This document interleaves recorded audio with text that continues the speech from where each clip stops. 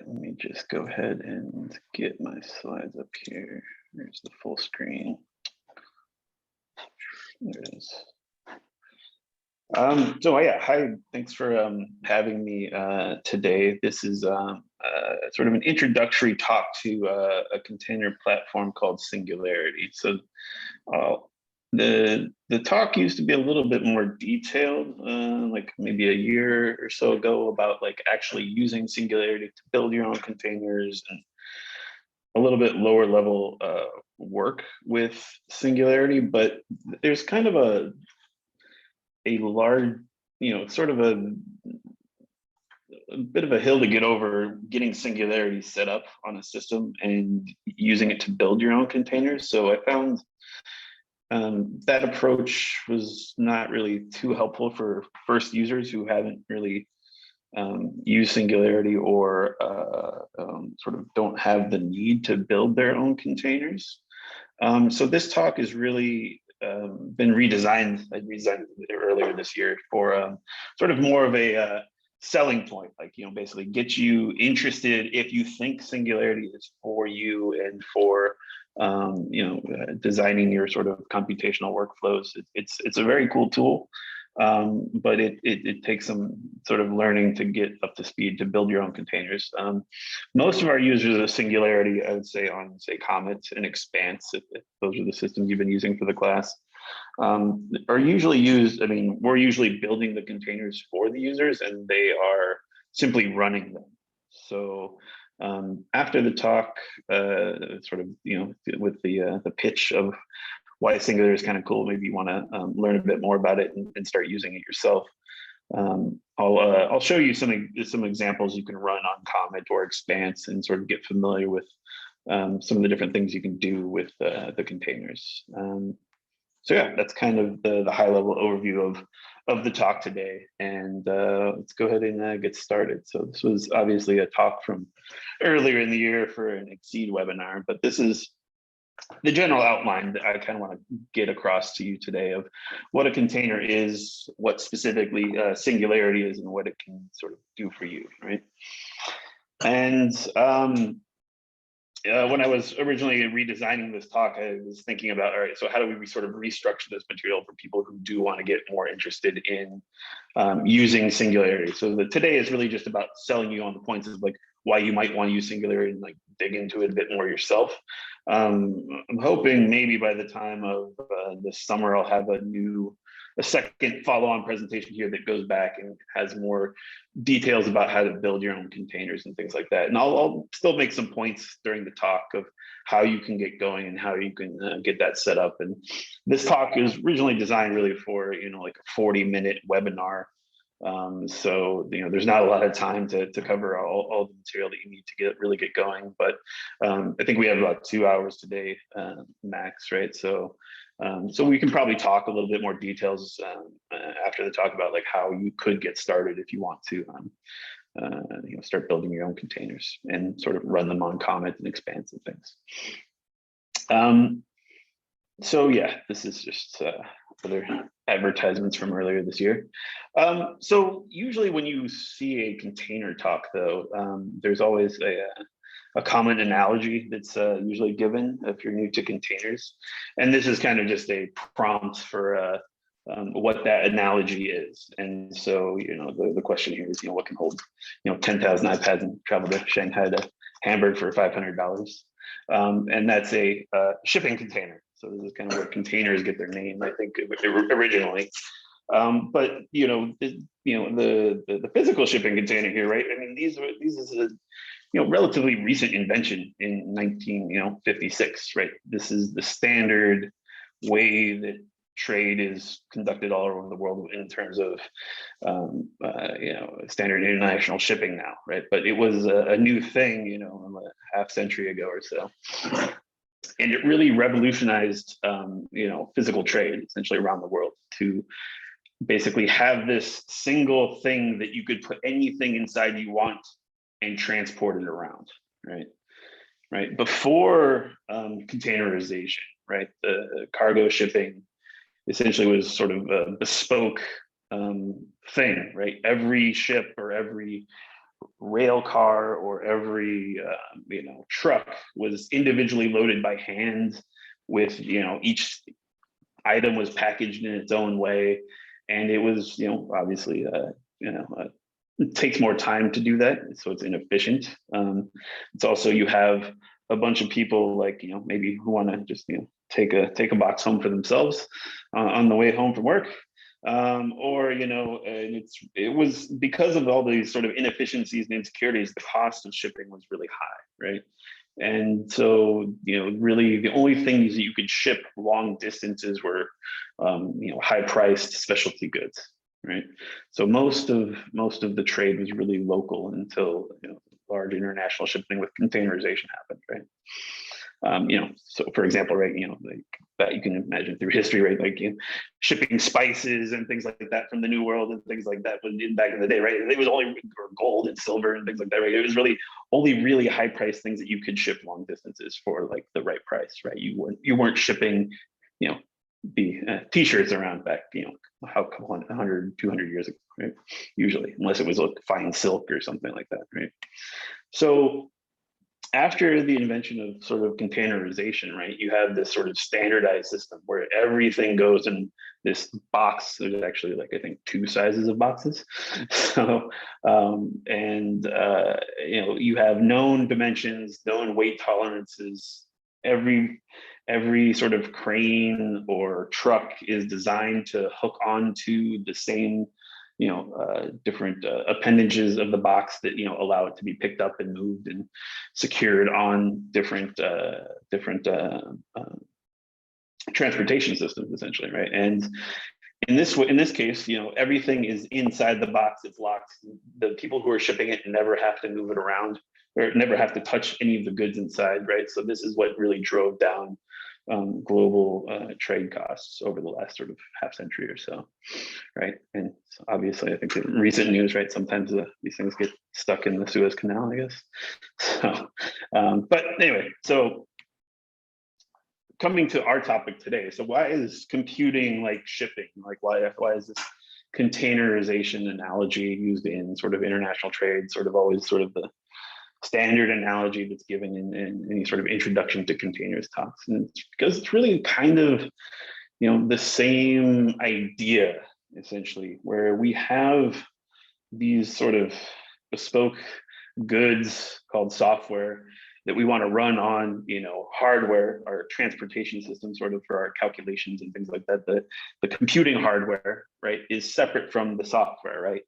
You compile the software for a given hardware architecture, and if you do that natively in the software environment that exists on these HPC systems like Comet and Expanse, right, the software that's installed there is different from each system, right? So every time you recompile your software from Comet to Expanse, right, it's not exactly the same, right? So it's the type of compilers you're using. You've learned about MPI, the different types of MPI distributions are slightly different, right? I mean, hopefully, right, everything compiles and runs the same. But you can't really guarantee that it does, right? If you have all of these different software environments that you're using to compile your packages, right? And so the idea of a container is to sort of isolate a software environment inside this sort of abstract concept of a container, a compute container, right? Where that you can take that object from system to system, say from Comet to Expanse, and all the software is inside the container that you need to run your application, right? All you need is the software that runs the container, right? All the stuff that runs your application is inside the container. All that the system needs to have is your container platform, in this case, the Singularity, right? And so, right, this is, why is this important, right? I mean, this kind of come back to what I've already sort of been talking about, is right, software is kind of, how you run your software and how you program your applications, right, has obviously changed over time. And the compute platforms have changed over time, right? Back in the 1940s, right, you physically programmed your computer by putting wires in different holes, right? So, or different ports on the machine, right? It was like very manual, right? then there was, sort of magnetic tapes and large mainframe systems where you had still a big team of people running your software, right? Maybe you got a little bit more advanced in the 1970s with sort of punch cards and, more of my era. My first computer looked more like the one in the top right, where you had a desktop sitting on your desk in your office or at home. Floppy disks, CDs would, that's where your software how you would install your software, right, would be through these sort of magnetic disks. And then, but today you can just, open up your laptop and get a computer and order it from Amazon from your command line, right? So how what the compute resources look like and how you put your software and run it on them, it's changed vastly over time. But for example, right, I'm originally a sort of ex-physicist Fortran programmer, so I bet you 3 of these systems run Fortran now, right? So I could probably, in theory, run my code on these different systems, but how I deploy my Fortran program from the mainframe to the desktop to an EC2 instance is very different, right? How you would have done it over time. So, but the code, in theory, should run on all of them in some way, right? So it's really this problem of, the hardware is always a little different, but you have your same application that you want to compile and run. So how do you sort of make that easier, right? And even today, like I said, on our XSEDE systems, Comet and Expanse, there's other, supercomputers in the NSF XSEDE network, right? They all have slightly different software environments, compilers, MPI. So the way you can standardize your deployment of your application is through containerization, right? Each of these systems here has Singularity, right? This container platform that'll run this container object that has your application in it, right? And so you don't, in theory, depending on your application, there's obviously going to be some caveats, which I'll talk about in this talk. But in general, the idea is to try and isolate everything you need, put it inside the container, and all you need is that container, and you can transfer that file essentially around to each of these, and it runs exactly the same, right? So this is just kind of an example of me making my point, like I'm compiling a piece of software of mine on Comet versus on Stampede 2, and you can see that, just compiling this example is, you can see, even though I'm basically only changing the compiler from G Fortran to Intel Fortran, the outputs just on the compilation are different, and it doesn't really affect the code. It's kind of, I know this, but it's again, you have the same software, but you have a different software environment on all these machines, right? So things are going to behave slightly differently. Hopefully at the end of the day, it's not going to give you different results. That's definitely one of the ideas, and that's one of the powerful things about containerization is that the software environment is the same, right, from system to system. So I think I've already kind of said this, but so what is a software container? It's really a abstract set of technologies that aim to solve this problem of how to run your software reliably on different computing environments, essentially, right? So it's kind of an abstract thing, but it's really Singularity, or I'll talk about Docker briefly in this talk. They're really bringing together some low-level sort of, it's been evolved over time, Linux technologies that allow you to create these sort of these so-called software containers. So it's a collection of work of different ideas and things over the years that sort of have combined to create these container platforms, essentially. So I'm not the container expert in that way whatsoever. So there's a lot more details if you're really interested in that kind of stuff that you can definitely learn about. But for the use case of like an HPC user, like that we help with on our systems all the time, there's a couple different things in terms of definitions to think about, right? So every container one way to refer to a software container is as a container image. And this is really just a file or a collection of files that is saved on disk and stores everything that you need to run your application, right? So for Singularity, it actually is a single file. So if you have access to comments through this class, you can kind of poke around and see some of the different containers we have. You'll see here there's a location on Comet that has our pre-built containers that we maintain and deploy for users on our system. So two of the most popular are TensorFlow and PyTorch for doing machine learning. And the reason, one of the reasons, right, why we support these through containers is, these machine learning applications are changing very fast. I mean, they probably have a release cycle of like once a month or, every 6 weeks or something like that. So there's always a new version coming out. And they're not really great, I would say, about supporting multiple operating systems and versions and things like that. They always sort of assume that, at some point you have the latest and greatest operating system. Whereas on all these HPC systems, we don't change the operating system very much, right? Like in Comet's 6-7 year lifetime now, six year lifetime, it's changed once. Right. So this is, if your software is assuming a certain type of operating system, right? For example, these machine learning applications are usually running, assuming some sort of Ubuntu-based Linux distribution, which is most supercomputers aren't running that. But this is creating a Singularity container for these applications in particular is useful because we can use a different operating system inside the container, right? It doesn't have to match what's on the outside on the system.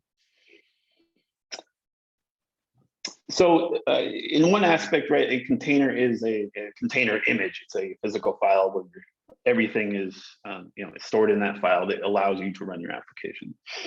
When you run a container, it's really just a Linux process, right? So you've been, I think, doing some MPI and OpenMP, right? So your MPI processes, right? Those are just copies of the same program that are running, right?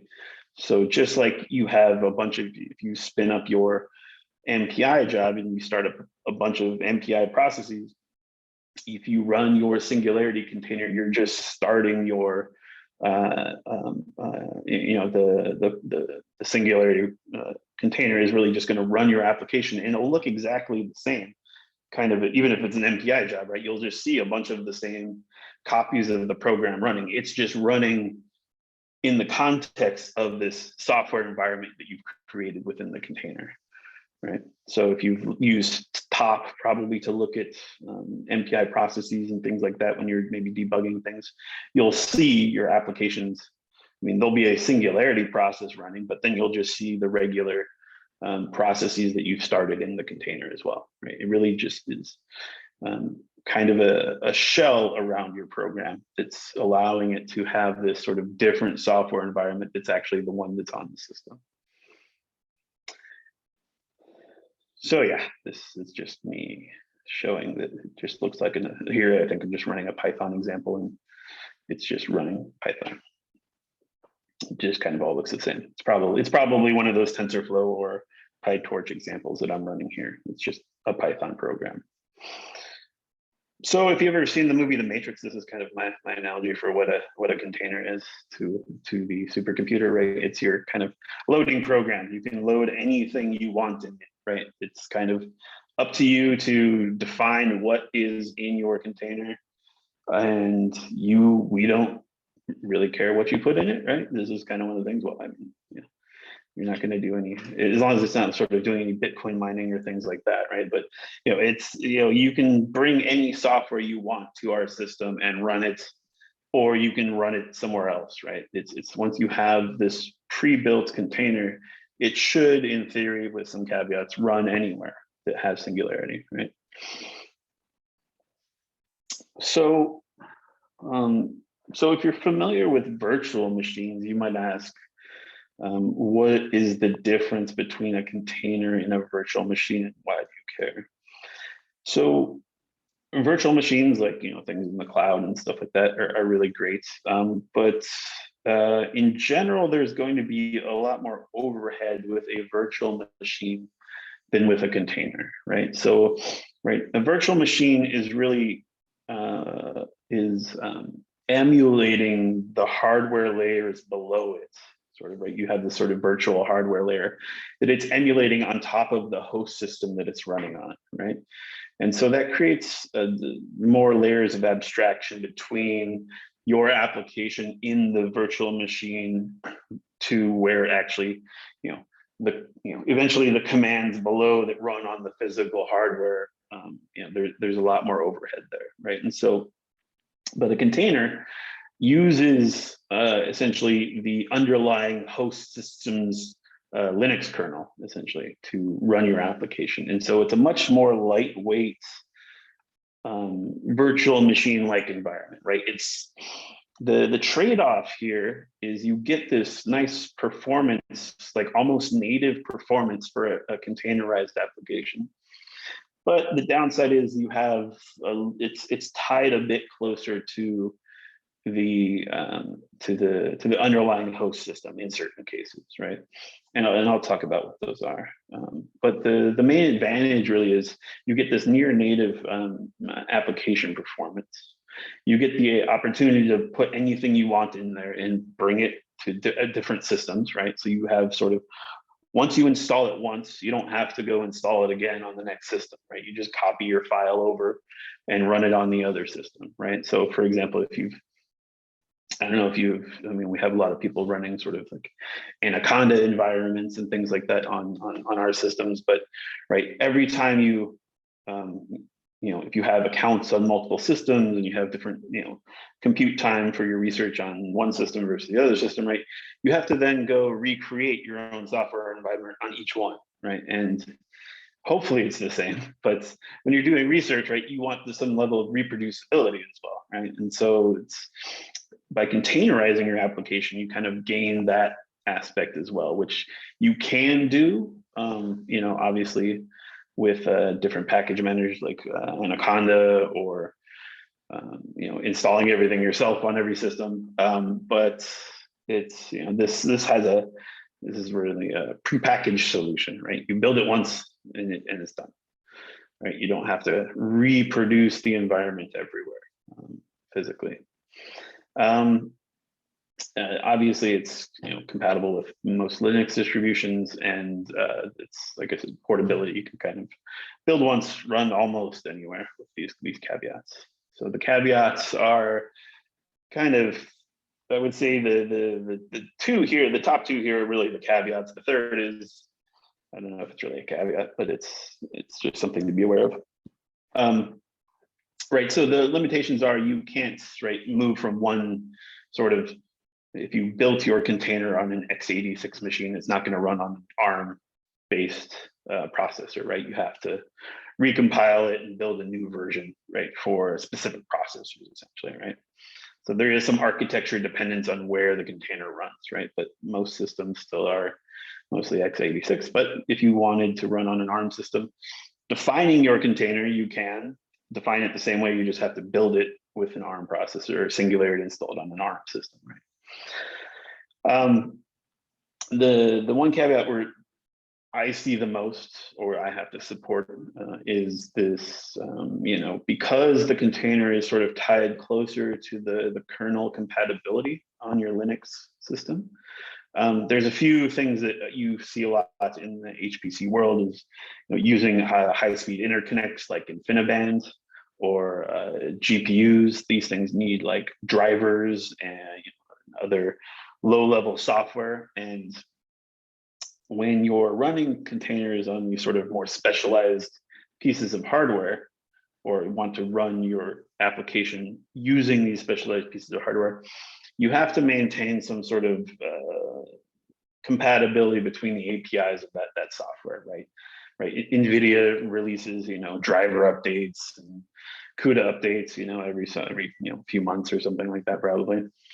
And at some point there is a drop off of compatibility sometimes with, say, for example, I know on Comet we had a problem for a while where people would bring their own containers that were, say, Ubuntu 18.04, but our Linux kernel that was still running CentOS 6 was incompatible with the Linux kernel of the container. And so you had to, they either had to rebuild it with a lower version of Linux on their side, or they had to wait until we updated our Linux kernel on the host system, right? And so there's some, there's still some compatibility issues. Like I said, it's like, for the most part, if you follow the general rules, you can build once and run anywhere. But at some point, things will break because something got updated if you're using some of this more specialized hardware on the systems.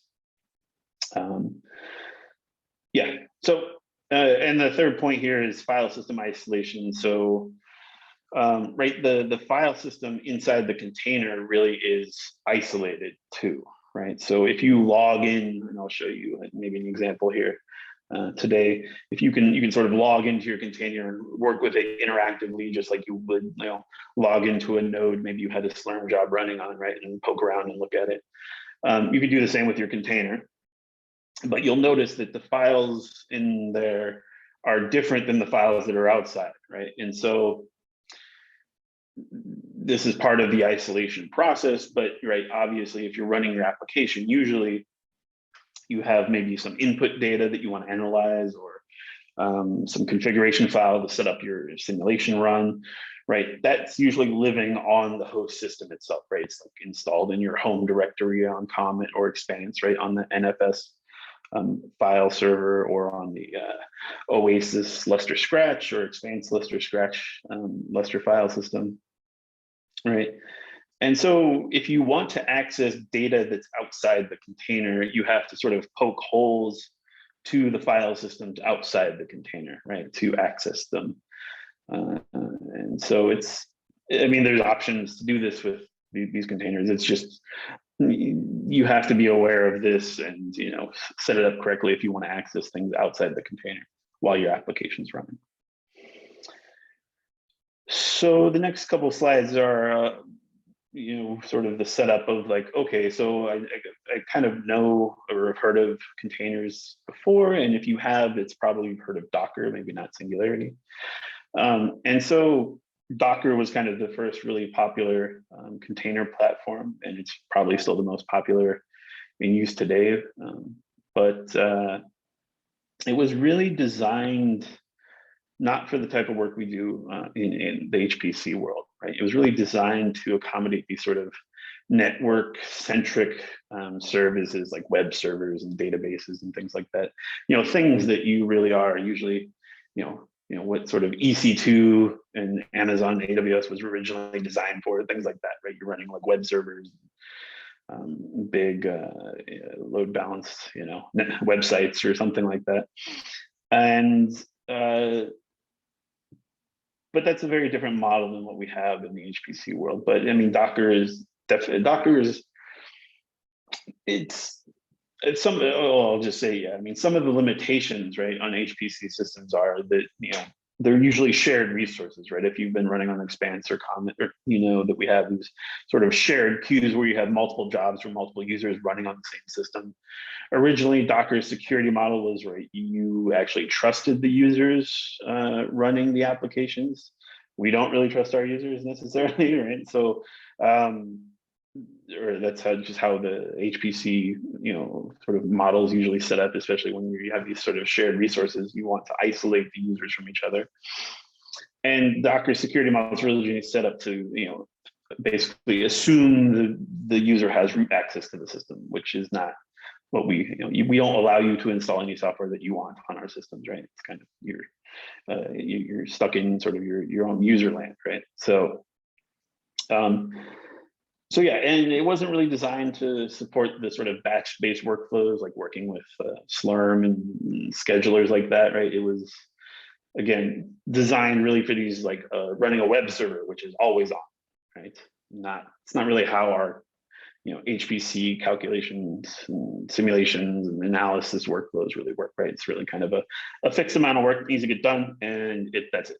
And then you maybe start some new work, and then you start some more, right? So it's not really designed for this always on. The HPC world isn't really designed to have you always on a computer, right?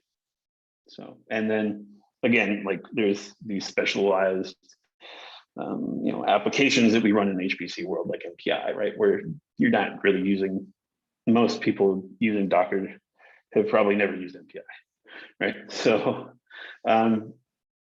but this was a problem a few years back, like 5-6 years ago, right? People saw the potential for using Docker for doing their science, essentially, right? This is a way to produce like reproducible, shareable pieces of software that they could share with collaborators, and it would run exactly the same anywhere, essentially, as long as you got Docker installed.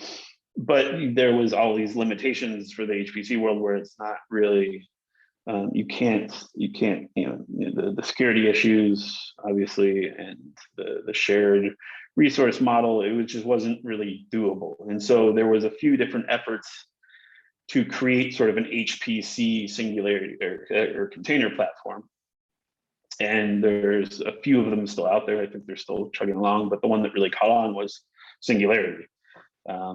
So it's probably used at hundreds of HPC centers around the world, or campus clusters, at least. I mean, I'm aware of at least hundreds for sure.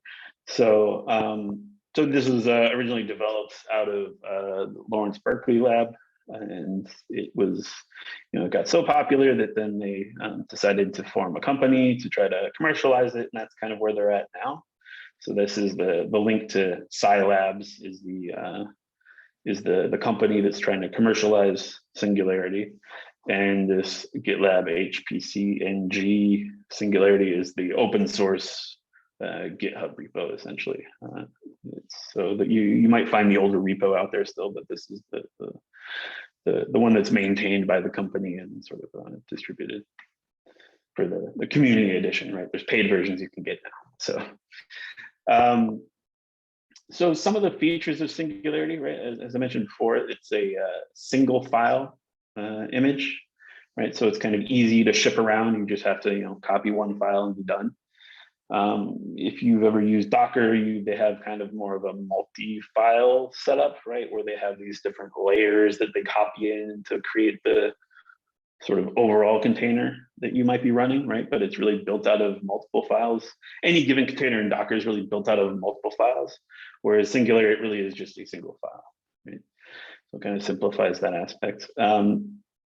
It goes with this untrusted security model where it works. You don't have to have root access. If your username is X, it's going to be X when you're inside the container.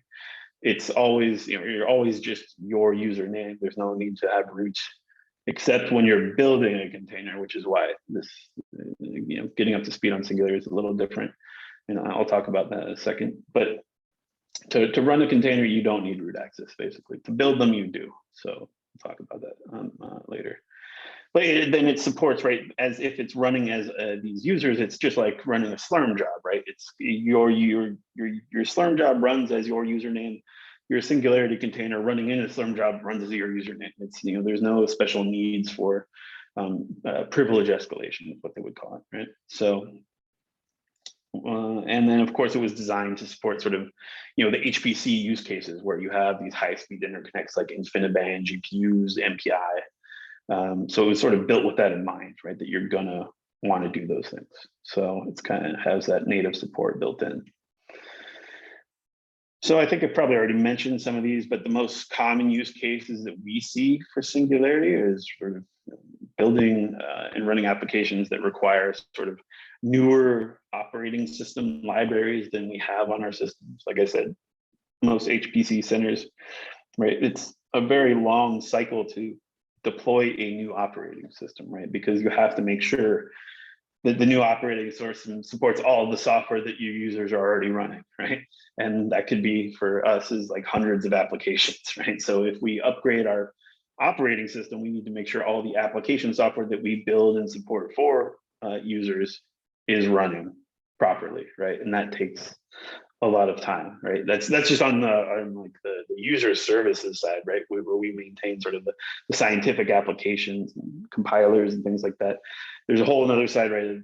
But all the hardware sort of OS level stuff has to work too, right? So we have a whole other team that does that kind of stuff. So that's kind of one use case. The other one, I mean, don't see a ton of, but like it is definitely a use case that's out there is, a lot of times if you have any commercial software, they don't actually provide you the source code. They just say, here, download this application binary and make sure that the system you want to run it on has all of these other pieces of software and you'll be fine, right?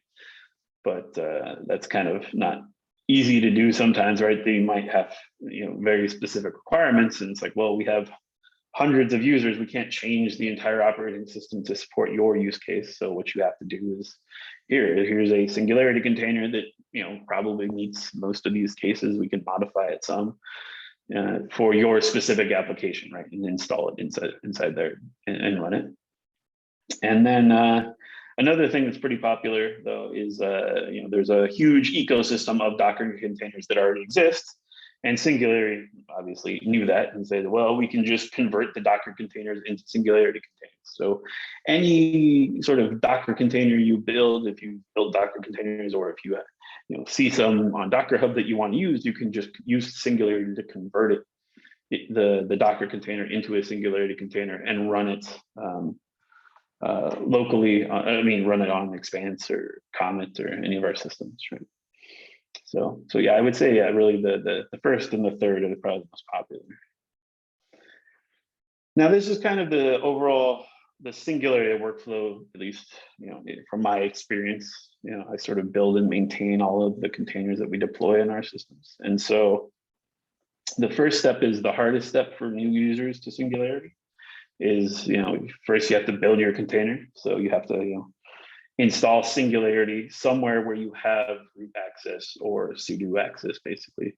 So you have to, basically install it on your personal system, or if you have access to like a cloud instance or some sort of Linux, machine that you have root access to is what you need, right? You can't do it on Mac, you can't do it on Windows, which is why I say it's a little bit more work involved to get started building your own containers. Is most people I talk to have a Mac or a Windows machine, and well, I can't install it there.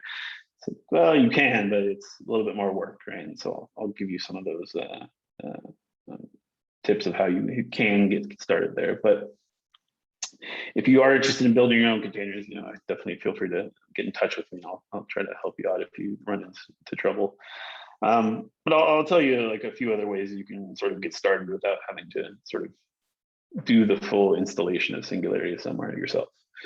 But once you build your container, right, you just copy it over to any system you want. You transfer it over to Comet or Expanse. And then you can run your container there because we have Singularity installed, right? So it's just, as long as the system you're taking it to has Singularity installed, you can run your container there, right? So if it doesn't, if you have some sort of campus cluster that you're working on and someone's maintaining for you, you have to have a conversation with your system administrator for them to install it for you, right? Because you do need root access to install Singularity on any system, right? This is my comment about if you do have a Mac or Windows machine.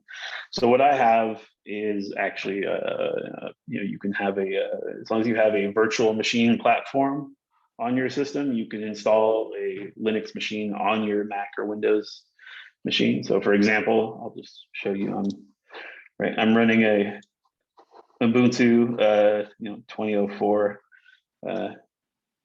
virtual machine in an application called VirtualBox, if you're not familiar with it. Right, and I have Singularity installed there, running on this virtual machine that's running on my Mac. And so I highly recommend, if you're curious about like Linux and you really only have a Mac or a Windows machine, VirtualBox is a great way to get started, installing your own distribution, playing around with whatever you want. You have full root access to it, right? And what you can do is install Singularity there. Right, and so I usually run my own Linux laptop, but my laptop kind of blew up on me earlier this year, so I have a Mac now for a while. But I still needed access to like a sort of a native Linux environment on my laptop, and so I'm running this virtual box. And, I don't actually build containers there anymore, just because it's, if I'm building many containers, I need a little bit beefier computer, but full screen mode. But it's a great way to get started, even if you're just curious about Linux and Singularity. That's kind of the only way to do it locally on your Mac or Windows machine. Yeah, and if you are going to do it, right, the recommendation here at the bottom is if you're going to run Singularity and get really, build your own containers and run it, just make sure you're using a version that's sort of compatible with wherever you're going to run the containers. That's again another dependency that you have to sort of keep in mind, right? You can't get the newest version of Singularity right now, right, which is I think 3.7 something, right? Whereas on Expanse you'll see that we only have 3.5, and so if you build it with build a container with 3.7, it might not, and most likely will not run with 3.5 because they've just made too many changes. But if you build it with 3.4, it'll run with 3.5. So it's sort of always backwards compatible or forward compatible, I guess is what the terminology would be. Anyway, so that's my note on if you really do want to get some basic experience on building your own containers. There's some setup you have to do with VirtualBox is my recommendation. If you don't have access to like a Linux machine where you have root access, essentially. But if you do, once you do get set up with Singularity, these are kind of the 3 essential commands, I guess I would say. Maybe I would add one more to this, the pull command, which I'll show you later. But right, there's really just a Singularity build that you use to build your containers. Singularity shell is just basically how you can log in and poke around inside the container. And then Singularity exec is the command that you run to run anything that's inside the container, essentially. So basically, if you wanted to run any command from the command line, right, on Comet or Expanse, all you have to do is, if it's in a container, you just do Singularity exec, the name of the container, and whatever that command is, right? So it's just kind of like wrapping around, that command essentially is this container that has the software that you need. So I'll skip over this. This is, again, just, so I guess I'll just say, when you're building a container, so how do you build a container? It's, just like Singularity, like I said, it's you build this single file that is your container. Well, there's one other file, right, that you use to specify how that gets built, right? And so it's this definition file here, right? And so if you were to build your own container, you have to have root access again. You Singularity build the name of the container, and then this definition file is basically a manifest of everything that you want inside the container, right? So, right, a lot of people who are maybe a little bit familiar with Linux and stuff like that are poking around online trying to install some piece of software. They sometimes will get questions like, "How come I can't run like sudo apt get on Expanse?" Right? It's like there's a couple problems with that. Whereas we don't run an Ubuntu or a Debian-based Linux distribution on the system, but also again you need root access to do that and things like that. But right, if you most of the base containers that I build are Ubuntu-based containers, and so just to support those machine learning applications for the most part. But it really is the singular definition file is really just the manifest of all the software you want. So the operating system you want, any packages. There's a lot of Python is pretty popular, right? So lots of different Python packages you can install really easily. And it's basically just this long file with different sections, right? So you can see here, there's like a section of labels that sort of give it some metadata about the container. You can set up what environment variables that you want the container to always have. And then this post section down here is kind of where you start doing all your installations. So you can see here, I'm doing like an apt-get install, some standard Ubuntu package, meta package there. Anyway, so this definition file is the thing you need to build yourself to then go build the container. Right? So it's just a file with some code in it, essentially. And if you are interested in building containers, I'd recommend checking out my repository here. This is kind of all of the containers that we have, or that I'm maintaining for us, essentially, right? And so there's just a bunch of, it's just an archive of all of the Singularity container definition files that I use to build our containers, right? So if I go to, these are kind of the base containers, right? I've recently been updating the containers here to support, like, you know, the MPI that we're going to have on Expanse soon, right? And you can kind of just see all the stuff that goes into it. And, you know, as I mentioned, you know, things like GPUs and InfiniBand, MPI are kind of a special case. So you can kind of see I'm installing some compatible InfiniBand drivers and things in the container to support MPI, which is one of these sort of special use cases. But you can definitely get started with just like the base Ubuntu container here if you want. So right, I install a few things and that's it. And I sort of layer everything on top of the different definition files from there. So that's a good resource if you want some examples. If you do get started with, let's see, where's my talk? There we go. So example definition files to work with that are like, you know, a little bit more complicated than, you know, what you'll find in the Singularity documentation, right? Yeah. Okay, I think that's all I want to say about that. Yeah, so building containers, yes. The other thing you can do is you can interact with containers, right? Like I said, this Singularity shell command, you can, which I'll show you, we can do on the Expanse or Comet.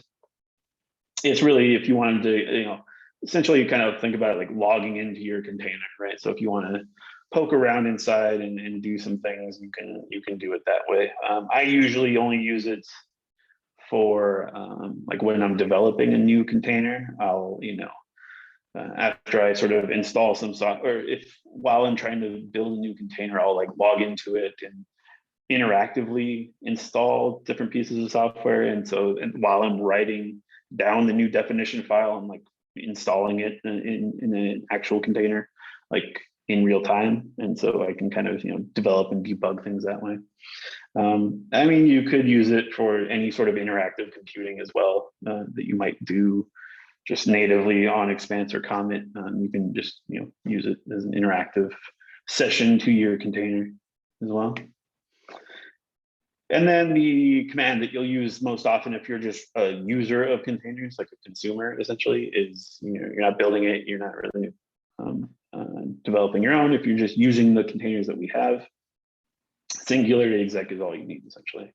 That's just, you know, as I said, it's kind of just a wrapper around whatever command you want to run. So here I'm just running Singularity exec is going to run this container here, this Ubuntu Docker container, and it's really just looking up what version of Python is inside, right? And so here you can see in the example that I'm showing, right here, this is on my old laptop, right? So I have a Python, I'm just checking the different Python versions, right? So on my host system on my laptop, I had at the time Python 2.7.12, and I also had a copy of Python 3, right? But if I looked at the container that I downloaded from Docker Hub here in this case, right, I Singularity exec into the version and just check the version of Python that's inside the container. You can see it's different than the one that's on my actual laptop, right? Which, you know, it's not, you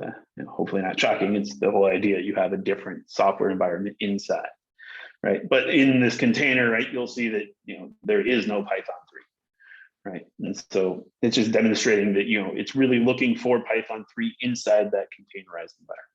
It's not going to find it's not going to find the version of Python 3 that's on my laptop. So I think, as I've mentioned, you know, there's a few caveats in the HPC space about containers. And I've already mentioned like MPI is kind of one of them, where essentially you have to have, it creates these extra dependencies that make things a little less portable if you're not careful. For example, in the MPI case, right, if you have a system with like high speed, low latency interconnect like Expanse and Comet have InfiniBand, you have to make sure that the drivers and libraries that you install inside the container are compatible with the ones that are on the underlying system. Because essentially, right, you know, when you're doing MPI, right, it's really going to have to communicate outside the container to the other copies of the container that are running in the different MPI processes, right? And let's see, I'll show you kind of what that looks like in terms of like a batch JavaScript, because it's kind of a nice solution that they have in Singularity of how you actually run a MPI-based container. But this is one of these dependencies where you have to be a little bit careful if you really do have like an MPI code that you want to run and scale out across, you know, multiple nodes, right? There's no problem if you have an MPI application, if you're fine sticking to a single node, this driver problem isn't an issue, right? It's really only when you want to communicate across nodes that this dependency comes in. So for example, on Expanse, right, we have 128 cores. I mean, the code that I wrote for my PhD was not that well designed, but it also, it's kind of reaching the limits of it. I mean, at like 3 or 4 nodes on Expanse now. So it probably needs to be redesigned, right? So I mean, the node sizes are getting so large. I mean, I'm in a few, you know, another cycle or two of the number of cores on a node is going to be so high that a lot of codes won't need multiple nodes, I think. So unless they're really designed well. So anyway, I'll show you this MEEP example once I go over to Comet or Expanse and show you some, you know, what these, where you can find some of these example batch job scripts we have with Singularity containers. This code in particular, we put in inside of a container. Just, it was one of these ones where it was just too hard to install natively on Comet at the time, right? Because our operating system is a little too old. The developer was assuming you had the latest, greatest version of Python available and a lot of different dependencies. And so it was much easier to just, you know, build a container that met all of the developer's specific requirements and, you know, just put it inside and it runs fine. Yeah, I'll show you that. The other, as I mentioned, one of the other sort of caveats is with GPUs, which are pretty popular, obviously. So just like the InfiniBand case, you have to sort of have, or at least in the past, you used to have, if you're going to install CUDA and GPU software inside, say, your container, the drivers, just like the InfiniBand drivers, need to match kind of the system that they're going to run on. You had to do that with the GPU drivers. Today, there's actually a nice option that allows Singularity to sort of bind, what we call, I would say, like bind mount in the underlying host systems drivers. So basically, you can now take a Singularity container to any system with GPUs and just throw this --NV flag, and you don't have to have this matching issue anymore, right? It'll find the correct driver stuff on the underlying host system, kind of poking a hole to the outside and just grabbing onto that driver and using that one, right? Whenever I build a GPU container myself, I still install some version of a driver, just, you know, out of habit, I guess. I don't know. I probably don't necessarily need to anymore, but I just like having at least one version in there in case just someone forgets I usually just keep the matching version for our systems, because if someone forgets the NV flag, they won't run into a problem. So, and yeah, I'll show you an example of a TensorFlow. Like I mentioned before, TensorFlow is kind of a big one. So that's kind of the summary of the talk of just, you know, what Singularity is good for, what we use it for, and what you can do with it. Yeah, so it's really just, you know, this platform you can use to build your own custom software environment and ship it around pretty easily to any HPC system, right? With the caveats that I mentioned. And so in terms of HPC and scientific computing, it's really useful because most of the time, a lot of our users have time on different systems. They want to run exactly the same application on all these different systems. So they don't necessarily, if they were building containers, they wouldn't have to sort of recompile their software on every single system to every custom environment, right? They can define their own in their own sort of discrete software unit here and maintain that sort of scientific reproducibility over the lifetime of an experiment, right? Or a study, right? So if you have, a set of data that you're analyzing with a specific, piece of analysis code you could package all of that stuff inside of a container, put it up on the internet, and any other scientist can download it and run it themselves and say, oh yeah, I can see that this is the code, it ran against this data, and I can run it on any system and I get the same results, right? So it's this kind of way to maintain this idea of science reproducibility, which is pretty big these days as well. So yeah, I think that's it. There's additional references in here. I'll post the slides to the repo for the training series here. I haven't done that yet, but there's some links in here. If you're really interested, if you get really interested in Singularity, we actually had the first Singularity users group meeting at SDSC in 2019.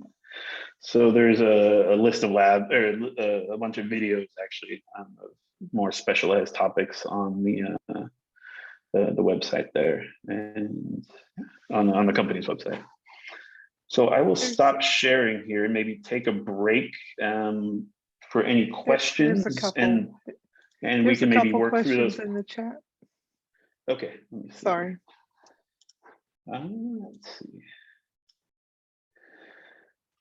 Okay, let's see.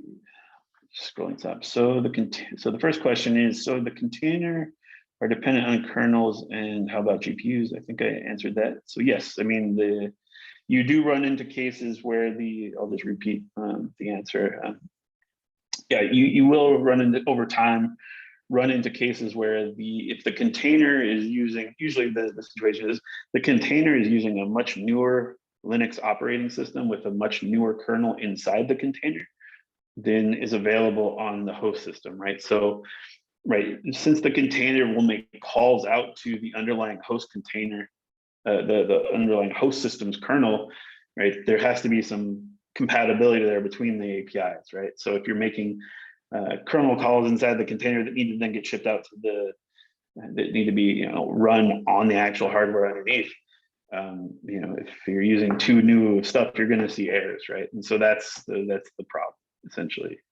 It's kind of the problem with all of these API kind of issues, right? If you have a newer version of a CUDA driver, it has newer features that might not be ready for sometimes at some point the latest driver won't work on the oldest GPUs and things like that, right? So there's always going to be some dependency like that, but I know, for example, right now I have an issue with updating our containers. I wanted to update all of our containers for Expanse to Ubuntu 20.04, but I can't yet because for the MPI based containers, right? The version of the Mellanox drivers for the InfiniBand, they don't distribute a version for the version of InfiniBand drivers that we're running and that software stack.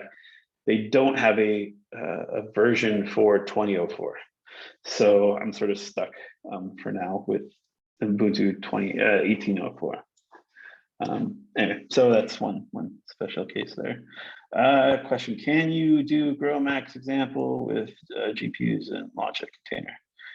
Yeah, I think I can do that. I think I have a GrowMax container hanging around. So maybe I'll do that once I jump on the system and kind of show you some examples. Next question is: so are Linux OS dependent on kernel? The application in the system and in the container will have performance difference. I'm not sure if I exactly understand the question, but I think the main point is, will the application running natively on the host have better performance than the container? In general, no. So the studies that have been done, and you can find I know there's papers out there that looked at, or at least presentations for sure, that have looked at, studying, the natively compiled version on a system versus the container compiled version on the system, and the performance is like either the same. I mean, you get all cases, either it's exactly basically the same, maybe there's a percentage or two performance hits. Sometimes the container is faster. So it's really like a case by case. You have to, if you really care, you have to, for that extra percent or two, you have to really look yourself. So, but yeah, it's not like huge at all. It's like maybe single digit performance differences.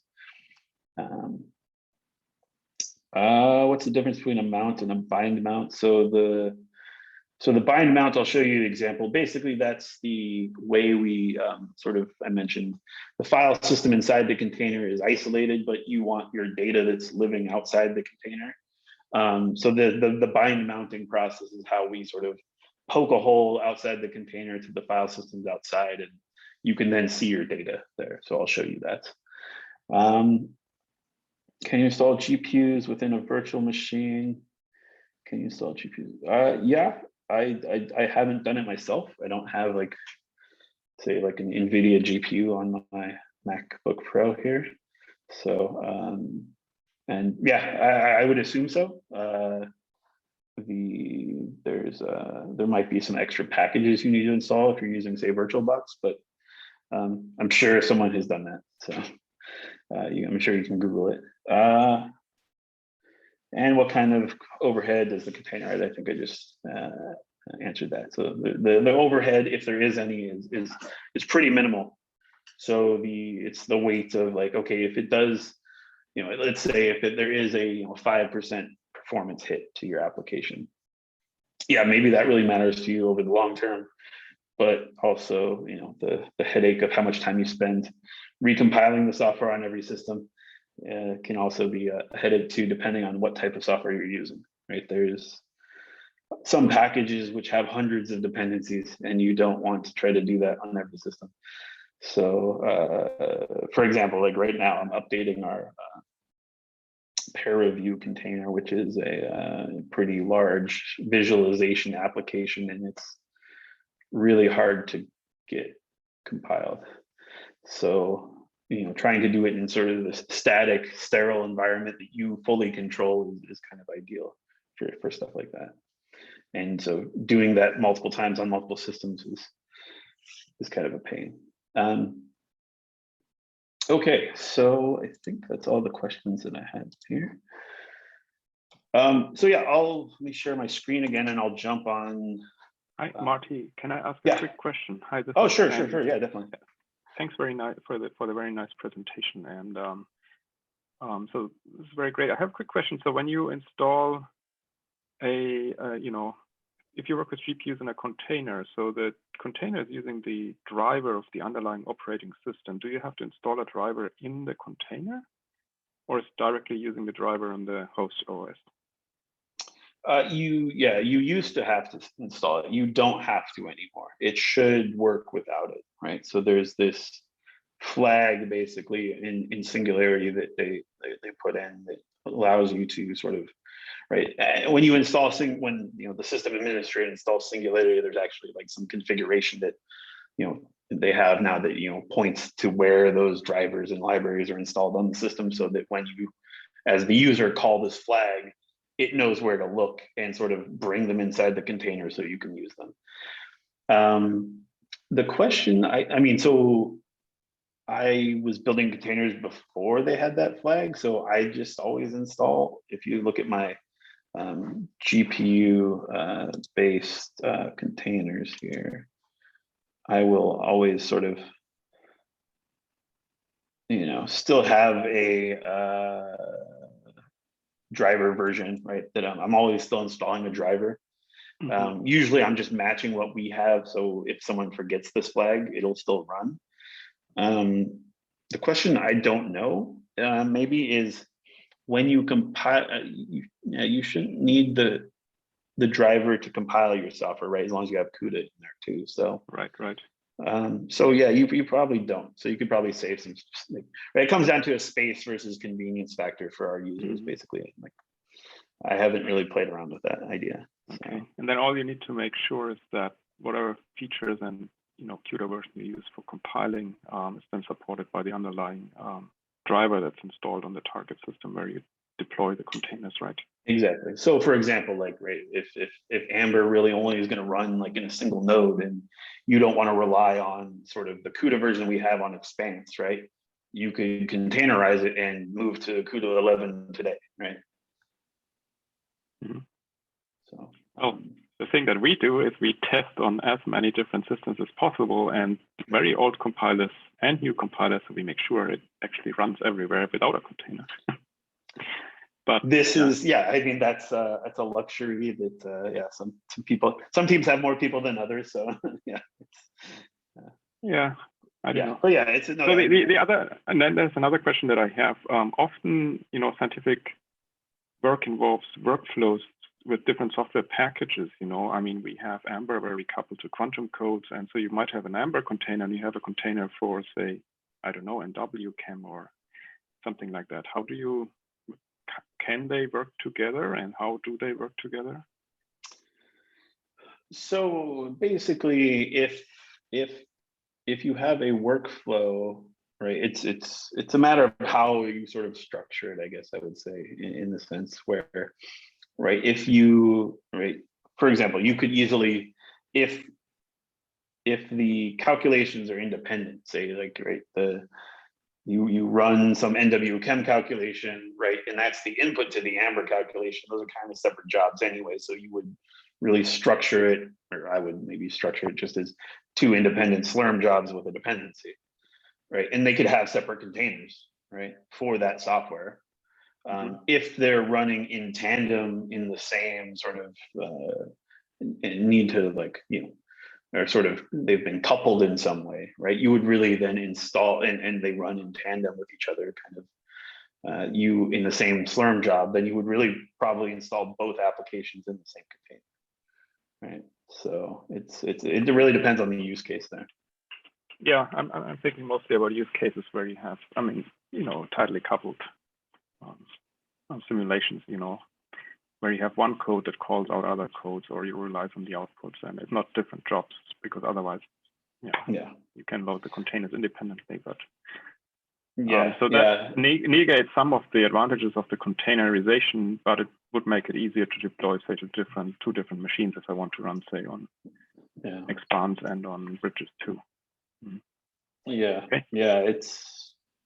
The multi-container thing.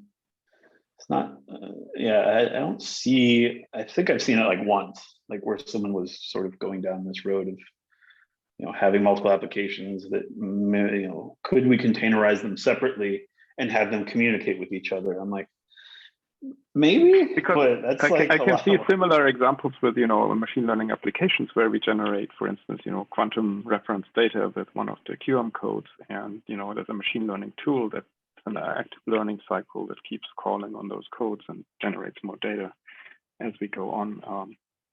So that needs to be all together in a single container then, ideally. Okay. Yeah, I would probably turn to more like a workflow manager for that stuff, like Pegasus or something like that, where you could have all these applications containerized, but do the logic of when one of them is running with that system. Anyway, we can maybe talk about that another time. Okay, thank you. Yeah. Okay, so I think I promised a few examples. So can someone just tell me which systems you're mostly running on, so I can make sure I run on at least the one that everybody has access to? Is everybody running on Expanse for the class? Yes, no. Maybe I should look at the class chat. is using Expanse, Marty. Okay. And there's a question from Peter that you might also maybe will answer. in your examples, I'm not sure. Or did you Yeah, cover Peter, I don't have a set of instructions on how to build a container on a Mac necessarily. There's obviously going to be a large set of documentation on how to install VirtualBox. So that's step one. And then step two is to install Singularity once you have your VirtualBox machine up and running. And so if you get that far, you can actually use my my script here for this repo will actually install Singularity for you. So basically, if I've sort of done all the steps to help you install Singularity pretty easily. So either on a Ubuntu or CentOS based Linux virtual machine, right? So this is, I mostly use the script myself just when I start up a new instance and I want Singularity installed. I just run this essentially. So the first step is really getting VirtualBox set up, and then you have a fully controllable Linux environment. Now you just need to install Singularity, and you can use my script here if you want. Okay, thanks. Okay, so let's go on Expanse, and I'll show you a few examples here. I don't know if I have a lot of great examples here yet, but we can look. Let me clean up my environment here a bit.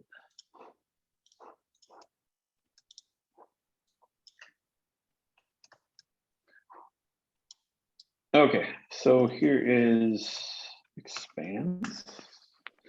And we have, if you want to play with some of the containers that we already have on Expanse, they are located in this directory, CM shared, apps, containers, Singularity.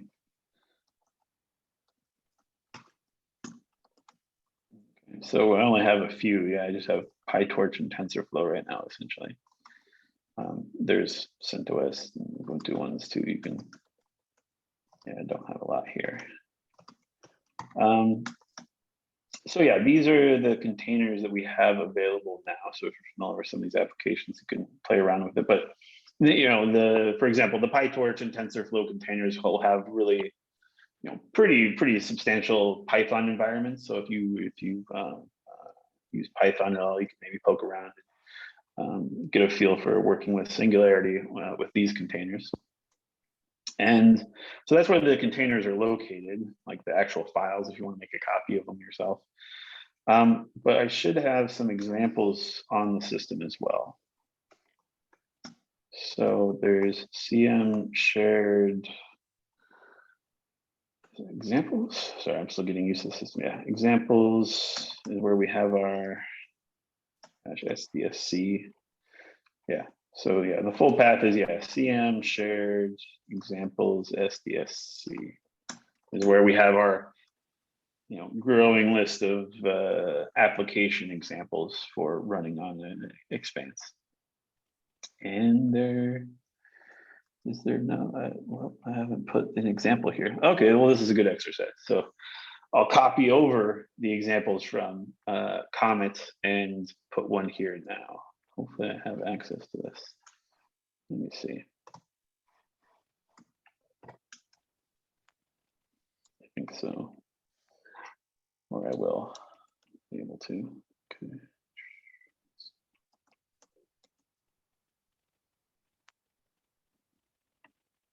Okay, let me just log out here.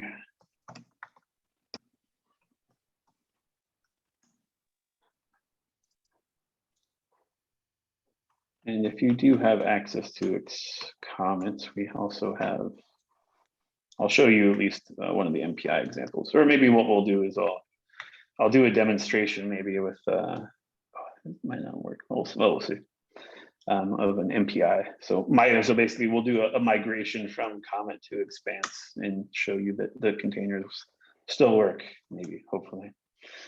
So, so I'm on Comet. If you haven't used Comet, this is our, the system before Expanse. We have another set of examples here, and I definitely do have a TensorFlow and PyTorch example here. So let's maybe take the TensorFlow example first.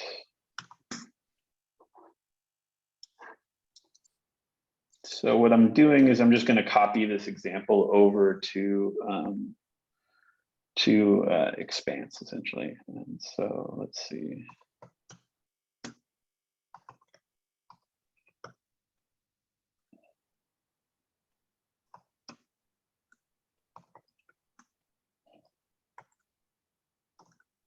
Okay, so I have these files in my home directory now. Now I need to put them in our, let's see, I'm going to, let me,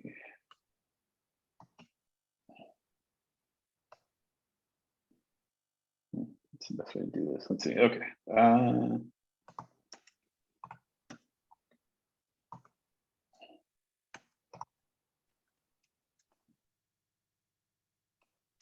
I think I have to change usernames, sorry. Put this in my Expanse Luster Scratch space, that should work.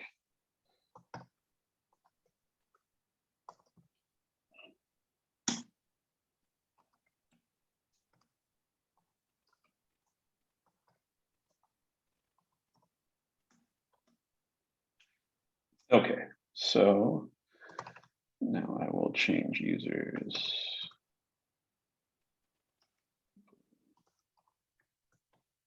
So you don't really need to be following any of these steps. It won't work for you. I'm just trying to get this set up for us.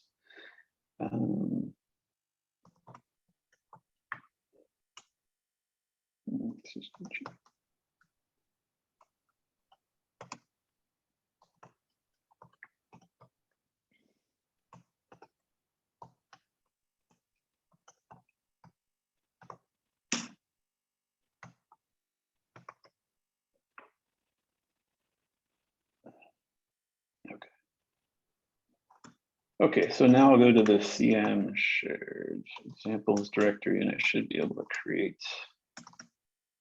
TensorFlow example directory now.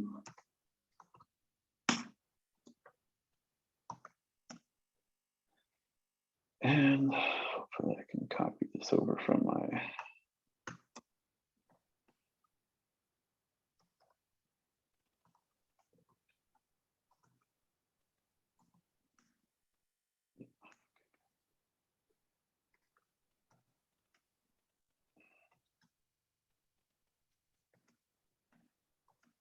All right, now there's an example here. So if you're curious, again, of the directory, this is an example directory you can copy over to your home directory. So for example, I'll make a copy myself.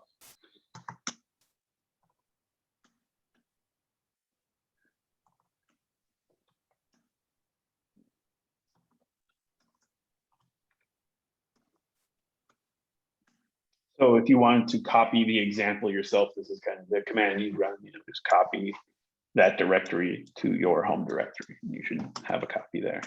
If you want to, I should probably, well, I'll make the changes here. I'll probably have to copy them back over. I should have made the changes beforehand.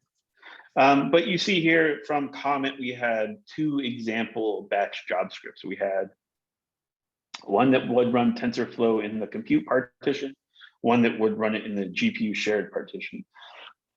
And so I'll go ahead and modify this run script to run the container on Expanse in the compute partition, and then I'll modify the one in the GPU shared. So you can kind of see the slight difference in the Singularity command calls, and you can kind of understand what modules to load and things like that, because it's different from Comet if you're familiar with using Singularity on Comet at all. So there's a few different things here, and that you'll notice, right? Again, this is just this a Slurm job script, so hopefully you're familiar now with what some of these options are available to you on Expanse and Comet. when you're requesting, the resources from the jobs. And then you see it's pretty simple here. This one on Comet was pretty simple, right? I don't want any modules loaded because on Comet there is no Singularity module. It's just Singularity is the only thing, right? And so again, right, the module environment is a set of software that has its own dependencies and it makes some assumptions about what's there, right? And so the whole idea of Singularity is like you're bringing your own software environment. So that stuff in the module environment isn't really necessary for most people who are running Singularity containers, if it's not sort of, again, these caveats where it's like a multi-node situation, like an MPI job, right? Which in most cases, TensorFlow and PyTorch, these examples, most people are not running these multi-node that we see. They can be, they're set up to. That's why I sort of build and maintain them, because there are certain users who want to do that. But in general, people using like TensorFlow and PyTorch, they're running a single node or single GPU job, right? Now, you can see here that the call to Singularity has a few things in it, right? This bind mounting process, right? And what I'm doing here with this Singularity exec -bind /oasis/scratch is I'm opening up those holes to the file systems outside the container, right? So on Comet, we had essentially 2 file systems that you would really use other than your home directory. So by default, right, when you run a Singularity container, it always allows you to access your home directory, right? So your home directory is always visible from the container. It's kind of the default setup, right? The other file systems that we have on this on Expanse, for example, the Expanse Lustre Scratch space, right? That's kind of this big parallel file system with a lot of storage. If you have data there or you want to write out there from your job using Singularity, right, you need to have access to that space. And so all you have to do is modify the bind mounts.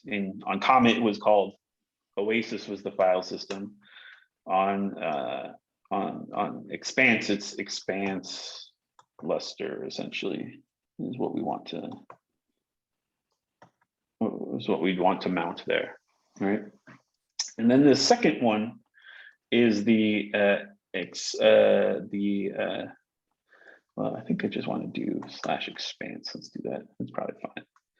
Because essentially this /expanse file system here, we're kind of using it as a general way to where we mount all of our file systems. So we have some people who have different file systems we mount there, like project, storage stuff. You'll see other file systems in that location.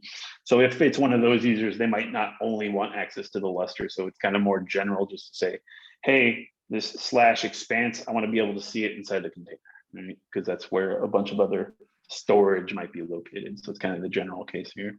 You can look at the Singularity documentation if you really want to be, control your bind mounts. You can actually change the name of what the Expanse file system looks like inside the container. Like if you just want to call it like a generic like data, you could call that directory in your container data, but it's really called, Expanse /Lustre /scratch /your username /temp, but it just looks like /data in your container, right? If you want to sort of create some sort of standardization of what the data looks like inside your container. But for the general case, people just want to like see the data that's on the file system. So /expanse would do that. The other one here after the Comet is the /scratch space. And so if you're not familiar, if you haven't used this on both Comet and Expanse, we have like essentially local hard drives installed on every node, right? And that's in this /scratch file system. So on Expanse, this is how you could access that fast local NVMe storage device that's on every node, right? So if you want to access and store temporary data there, you need to have this line in here. So this is kind of the generic call that I would make to the bind mounting option here when I'm running Singularity exec, just for, I would give to any user like, hey, just make sure you have these on there and you'll be fine. It'll be just like running on the system natively. Now, obviously, the location of the container has changed. So I will, again, the location of the containers are, I think, CM shared, app containers, Singularity, and then TensorFlow, right? I have a few TensorFlow containers in here because I was doing a lot of testing. So you can run different versions if you want. I will just pick the latest one probably.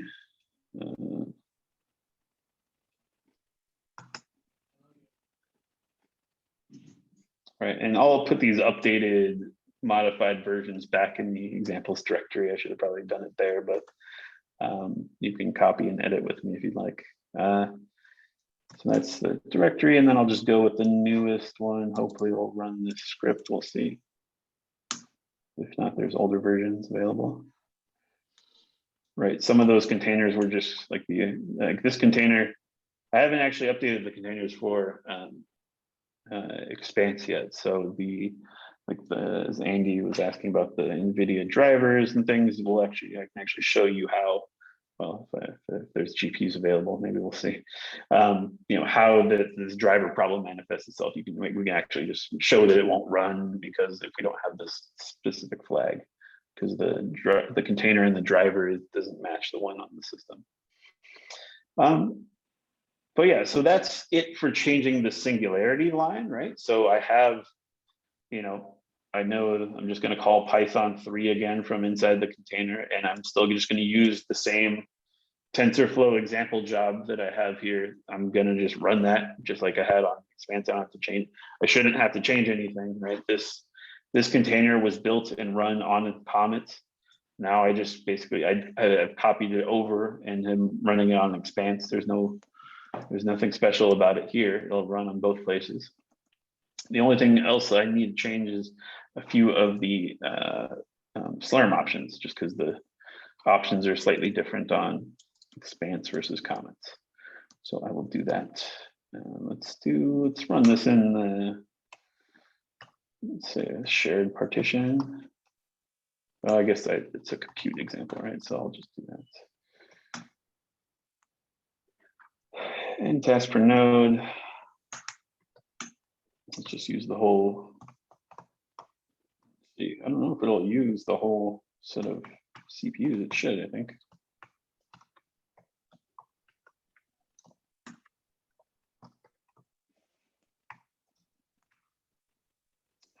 Each node has about 248 gigabytes available.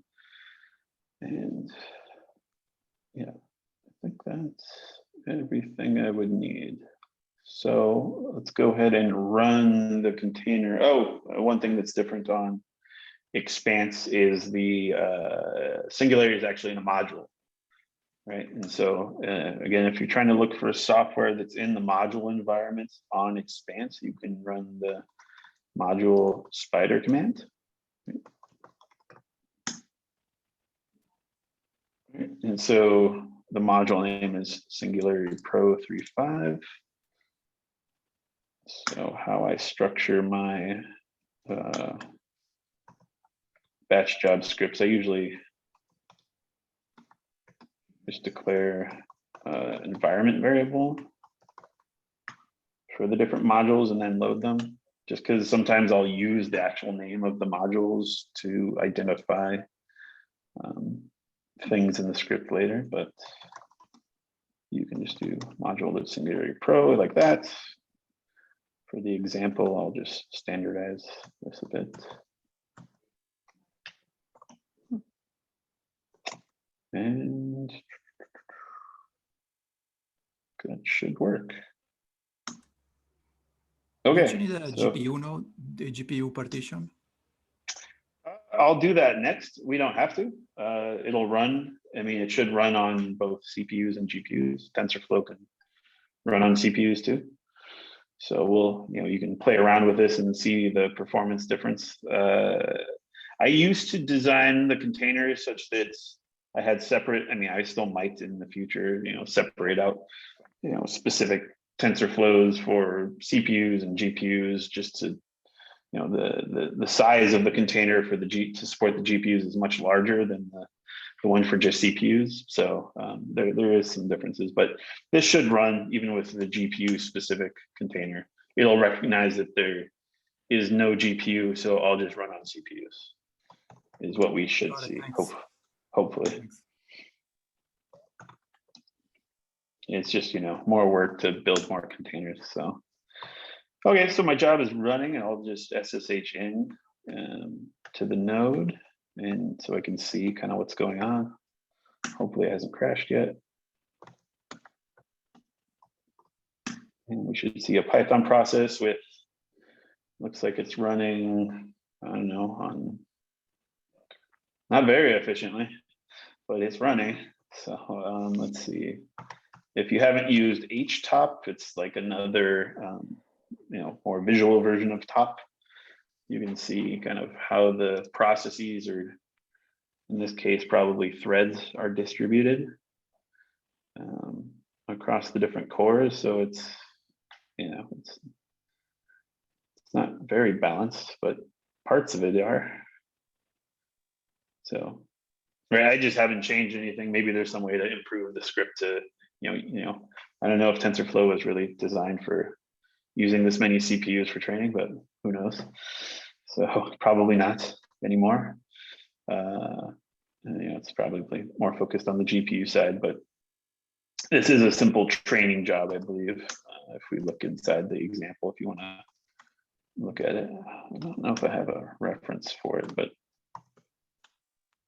yeah, it's just a simple, it's an example that's out there that I kind of probably modified slightly for just having a test around that we could use essentially for, you know, once we build the container, we want to test it, right, and make sure that it's working, that you see the performance that you would get regardless. You know, when we're updating things on the systems, we always, you know, run tests to make sure that the software is working like it used to. So this is kind of just the simple test case that we make available for users who want to use, say, TensorFlow in the containers that we have, but also it's just kind of my test case that I use. So it'll probably run for a bit, just because it looks pretty unbalanced. And so we'll, while that's running, we'll go ahead and make similar modifications to the GPU version and run that one as well, right? And so if I go to, right, it's going to run the same TensorFlow training job, but we'll do it on GPUs, right? So again, let me just make these batch changes, batch changes. We'll run it on a single GPU.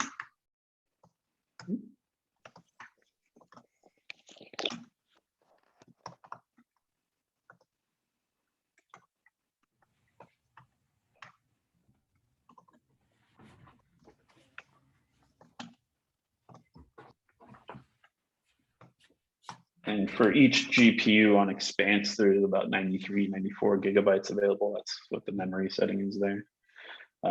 If you run into trouble while you're running, I mean, maybe you already know this from, you know, working on Expanse, but if you run into memory problems, right? If you don't explicitly set the memory, you know, you're going to get, like, I think it's a default of 1 gigabyte per core. So which can be kind of tiny if you're really still using CPUs. So, you know, for certain codes. And then we'll make the same modifications that we essentially made for the compute version, right? So I need to change, again, the bind directories that I want to be visible within the container.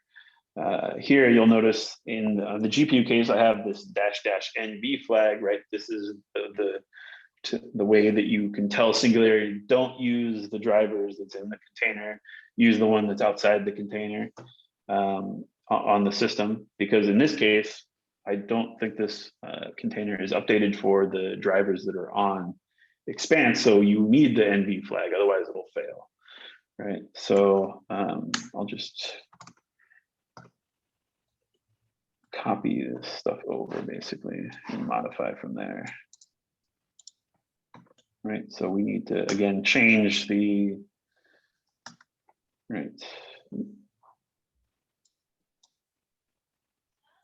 so basically nothing really changes other than I need to throw the NV flag in, right, to run it on a GPU. So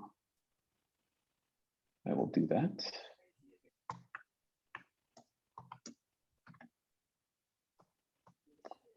And just to get this going, I'm going to run it in the GPU debug partition. I'm guessing the shared one is pretty packed because it was packed. I had problems running GPU jobs today. It was just taking too long. Even we don't get in fast. Okay, so at least that one went fast. Oh, and it looks like the compute job finished, right? So so let's go to check out the GPU job though and see that if it's, make sure it's running on the GPU. Right, so if I look at the CPU usage is much lower now, right? You can see it's only using like 2 cores essentially. But if we do an NVIDIA, oh, I need to probably load a module for NVIDIA somehow. Oh no, they put it on there now. Okay, good. Or it's loaded by default now. So, oh, well, I don't know which one's mine. I'm only running on a single G. Oh no. Oh yeah, no, that is my job. Okay, so what you can see here is, so this is kind of full disclosure right now. So if you run something in the debug partition, you actually get all GPUs on the system. This is something that we need to fix. You're supposed to only be scheduled on 1 GPU. What happened in this job is, since I submitted to the GPU debug partition, the scheduler actually gave me all 4 GPUs. And so TensorFlow saw that all 4 GPUs are available and started a Python process on each. However, the example that I have is not written to support multiple GPUs. It's like, it's either run on a CPU or run on a GPU. It's not set up to just magically use all 4 GPUs. So you can see here that the load on the first GPU is, some percentage here, right? So it's not a really efficient test. It's just kind of, is it working, right? So it used at least 39%, in this snapshot of the compute power on the GPU essentially. And all other 3 were just not used, right? They were allocated Python processes, but they were never used. So, so this job ran on the GPU. You can kind of prove it from that data, right? And so now we should have output from both the compute and from the GPU. And you can look in these test cases, I actually have, right, if you're curious what this, time minus P is, right? I'm just out there trying to measure how long it takes to run whatever process comes after that call, right? So this time minus P just outputs the number of seconds essentially that it took to run that execution. So we should be able to compare the how fast they ran. So let's go ahead and take a look at the compute version. So I print out a bunch of stuff in the beginning just for debugging, but you can kind of see there's this training cycle that's happening in the outputs. I mean, I don't really care too much. It's more just how fast does this example always run for me? And so I'm usually just scrolling to the bottom and looking, okay, in this case, it took 134 seconds on the compute node, right? So I don't know if that's good because I've never run this on the compute nodes here. But if I go, maybe I can go back 1 second. Someone asked about, well, doesn't this only run on GPUs? And I mentioned that you'll see in the output, TensorFlow complain, oh, there's no GPUs, so I'll go use the CPU. So I think, I should see that somewhere here. Do we see it? There's gotta be, I know there's a complaint somewhere, I think, usually. Oh, here we go. Something driver, yeah, the host system appears to be running. There's no driver, does not exist. So, right, where is it? TensorFlow is not optimized when they do CPU instructions. So, oh yeah, here we go. So just above, error, no device, no CUDA capable device detected, right? So it's just gonna then run on CPUs. And then it's complaining about the one API, I guess, I don't know. I haven't played with that yet, so. Okay, so now if we look at the TensorFlow GPU output, go to the bottom. Oh yeah, it's faster. So it's, what, 3 times faster almost on the GPU. For real code, it's probably, much, it'll be significantly faster, but this is kind of just a test case.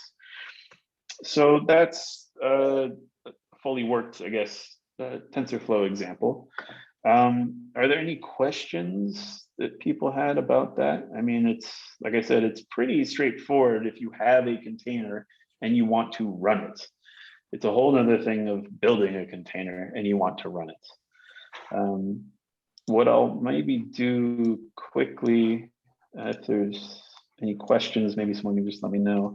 I'll go to Comet and show you kind of what an MPI example looks like. I don't have this kind of set up for Expanse. It'll probably take too long since we're trying to wrap up here in the next probably 5 minutes or so. I have a very quick question, Marty. Sure. It's not about containers, but did you SSH into that node where you had an allocation earlier, or did you use another command srun or something?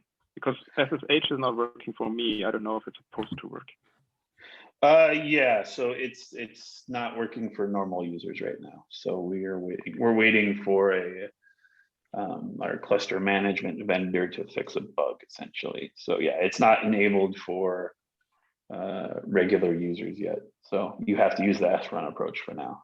So which is a little painful, I think, but that's my opinion. So it'll be fixed eventually, but yeah, right now it's not. So on Comets, if you in the slides, you probably don't remember, but there was this MEEP example. It was an MPI based electromagnetics code, essentially in Python. And it was one of these hard cases to really support and install using the software environment we had on Comet. And so the user needed it though for their research. And so I worked with her to create a container. And it should be in the examples here on Comet. All right, so I'll copy this over to my home directory and just show you kind of what it looks like, and we can run it. And I'll show you. The one kind of weird difference about when you're doing Singularity with MPI, right? So kind of like the GPU case, you have to sort of have this matching in some level, more so now, still with the MPI jobs, right? Because we have these InfiniBand drivers and other libraries that need to be installed inside the container, and they have to be compatible with the outside the container. They don't have just kind of this magical switch yet, like the NVIDIA GPU driver stuff for, say, InfiniBand. But if you set up the container correctly, what you do for the MPI jobs is you actually work with some of the modules outside the container, right? So you have to use a version of MPI outside the container that's compatible with one inside the container, right? So in my cases, the containers I build, I just match the version. So inside the container, right? Maybe I'll show you an example here. Sorry.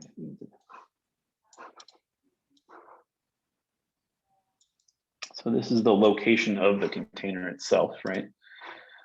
So you can see here in the job, what I'm going to use is OpenMPI 3.1.4, which is one of the versions we have on Comet. But if you can probably close this now. Right. I also mentioned that the Singularity shell command. So if we want to go in and poke around inside this container and see what's there, right? You can just Singularity shell into the container itself, and now I'm in this environment, right? And here I can see that the MPI version is 3.1.4 inside the container as well. But I no longer have access to like the Oasis file system. Remember this thing? It was kind of like the Expanse file systems on Expanse. But if I use my bind mount options, I should be able to see the file system now in the container.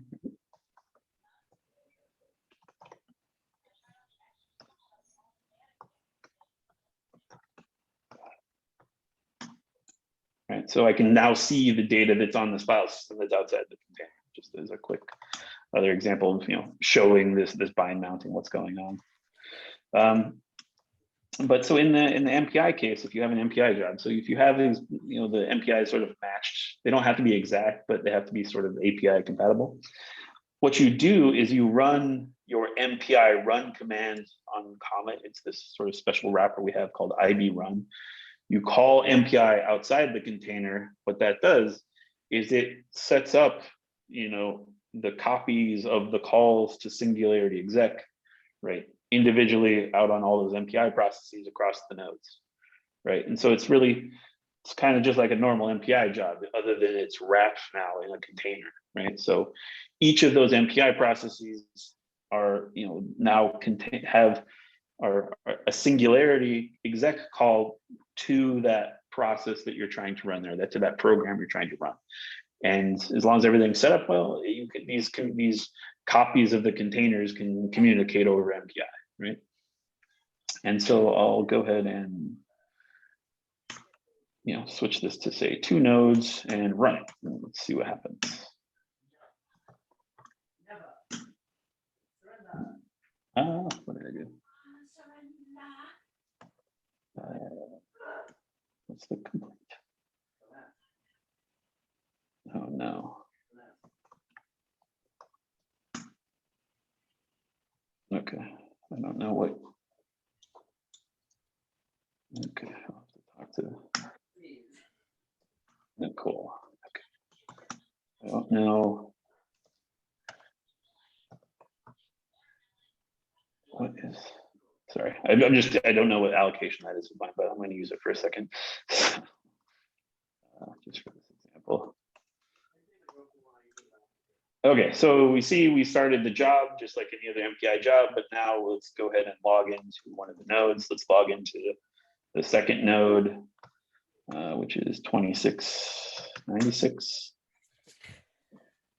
And what you'll see is, again, it's just, right, I mentioned this is an MPI Python program. All you see is a bunch of Python processes, just like you would for any sort of MPI for Pi type job, right? It's really, the only thing that's different is somewhere in that list that wasn't visible is there's a Singularity process associated with these, but that's not really what's doing the work, right? It's really just running these MPI processes, these Python processes are just running in that containerized environment. And so nothing really changes other than,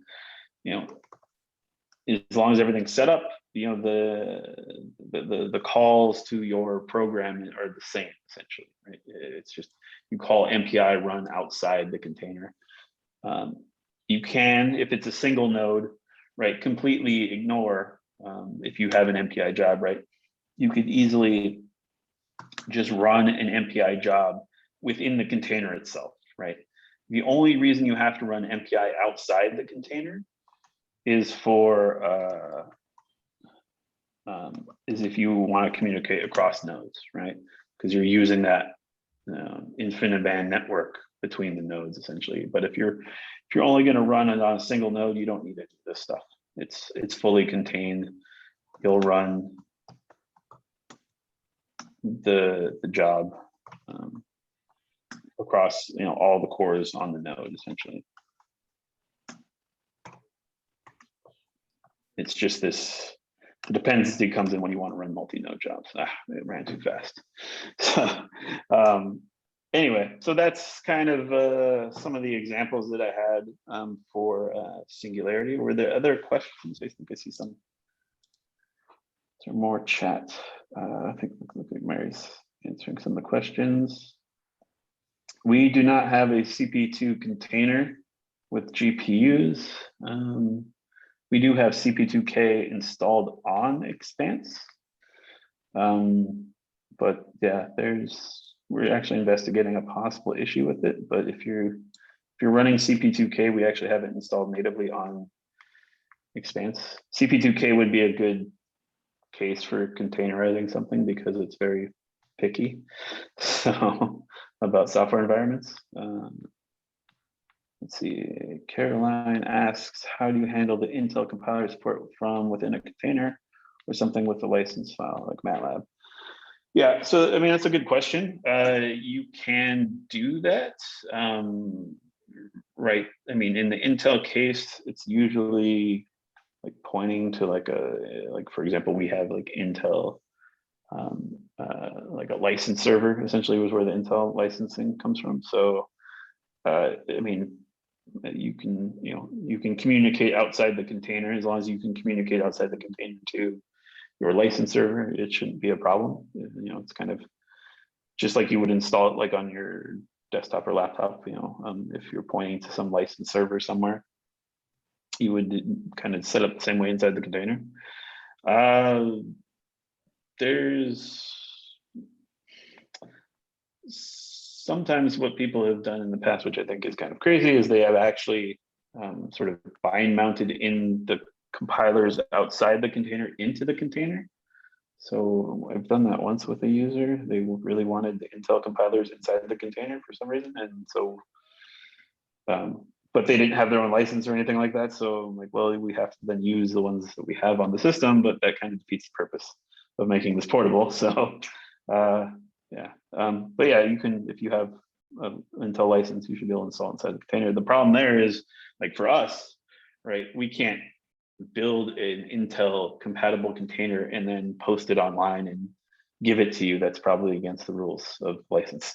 So, so you kind of have to do it yourself with most licensed software. Same with MATLAB too, right? I mean, we have to control access to who gets a copy of our versions of MATLAB essentially, right?